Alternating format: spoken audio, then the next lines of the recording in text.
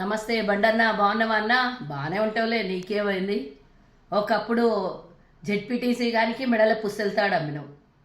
ఈరోజు మంది తల్లి తండ్రి కడుపు కోత మీద పెడుతున్నావు. నువ్వు గాయ గాయ గత్తర్ చేస్తావు. ఏడన్నా చిన్న గుడి అన్నెసెసరీ, అది అసలు సంబంధం లేకున్నా, నీకు పనికి రాకున్నా, అవసరం లేకున్నా, మతాల చిచ్చులు పెట్టాలన్నా ఫస్ట్ ఉంటావు, నంబర్ 1 ఉంటావు. మరి ఈరోజు ఏమైంది తమ్మి? అన్ననో తమ్ముడో ఏమైతో తెలీదు. రాష్ట్ర ప్రజలకు కేంద్ర సహాయ శాఖ మంత్రి, ఎవరికి సహాయ శాఖ మంత్రి?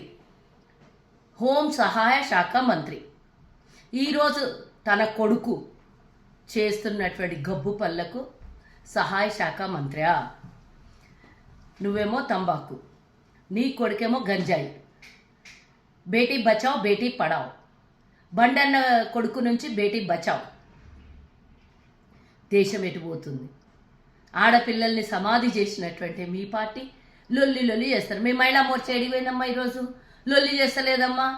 మరి ఈరోజు ఏ ఆడపిల్ల అయితే నాకు అన్యాయం జరిగిందో, మైనర్ పిల్ల, 17 ఏళ్ల పిల్ల నన్ను ఇబ్బంది పెట్టిండు అని ఎక్కడైతే కేసు పెట్టాలనో ఈరోజు లొల్లి బయటకు వచ్చిందో, ఆ లొల్లి ఈరోజు హిందూ అమ్మాయి కాదా?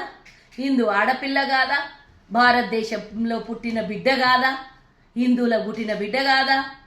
మరి ఇదే ఇంకొకళ్ళు అయింటే ఈరోజు, ఇదే ఇంకో పార్టీల్లోనో లేకపోతే ఇంకో ముస్లిమోలో ఎవరినన్నా ఈ విధంగా చేసింటే ఈరోజు గుడ్డలు చింపుకుంటుండ్రు. హైదరాబాద్ నడిబొడ్డున ఈరోజు రడబేరి చేస్తుండ్రు. ఏడవాయ మరి ఇదంతా ఏందో నాకైతే తెలుస్తలేదు. కానీ నీ కొడుకు నుంచి రాష్ట్ర ప్రజలకు రక్షణ కావాలి అనేది మాత్రం అర్థమైంది. నువ్వు దేశ ప్రజలకు ఏం సహాయ మంత్రివో నాకైతే తెలియదు, కానీ తెలంగాణకు మాత్రం సహాయం లేదు. బేటీ బచావో అంటే బీజేపీ వాళ్ళతోని బేటీల్ని బచాయించాలి. ఎందుకంటే దేశంలో అన్ని చోట్ల చూస్తున్నాం, బాక్సర్ అమ్మాయిలకి మానభంగం చేసేది, ఇబ్బంది పెట్టేది, వాళ్ళకి ఇబ్బంది పెడతామనేది అంతా మీ బీజేపీ వాళ్ళ దాంట్లోనే ఉంటారు. లేదా ఒకడెవడో వచ్చి మేము జ్యోతిష్యం చెప్తాము అని అంటే వాడెవడో వస్తే వందలాది మంది మహిళల్ని బీజేపీ వాళ్ళ దగ్గర నుంచే ఉంటారు వాళ్ళు పాడు చేసేటోళ్ళంతా.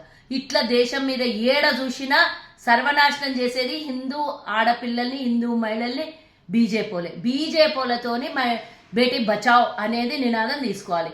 రేపు మోదీ గారు వస్తున్నారు, మరి ఏం ముఖం పెట్టుకొని వస్తాడు తెలంగాణకి? నా సహాయ శాఖ మంత్రి ఈరోజు మంచి పని చేసిండు.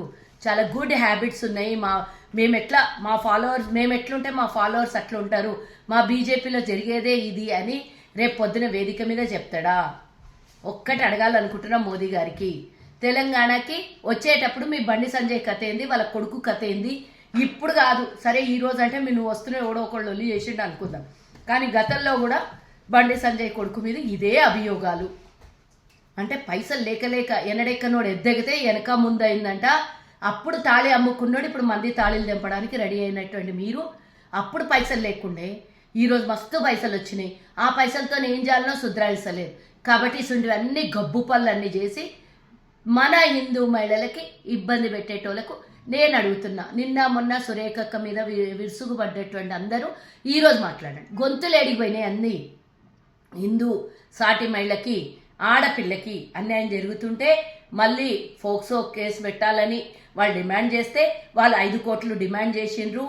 హనీ ట్రాప్ అని చెప్తున్నారు. హనీ ట్రాప్ అన్నప్పుడు ఒక సహాయ శాఖ మంత్రిగా ఉండి అలా హనీ ట్రాప్ అని కేసు పెడుతుంటే సిగ్గుపోతుంది. హనీ ట్రాప్ అన్నప్పుడు మీ కొడుకు అలా ఊసుల్లో ఉచ్చుల్లో ఎట్లా పడ్డాడు? ఒక కేంద్ర మంత్రి కొడుకు ఏ విధంగా హుందాగా ఉండాలి?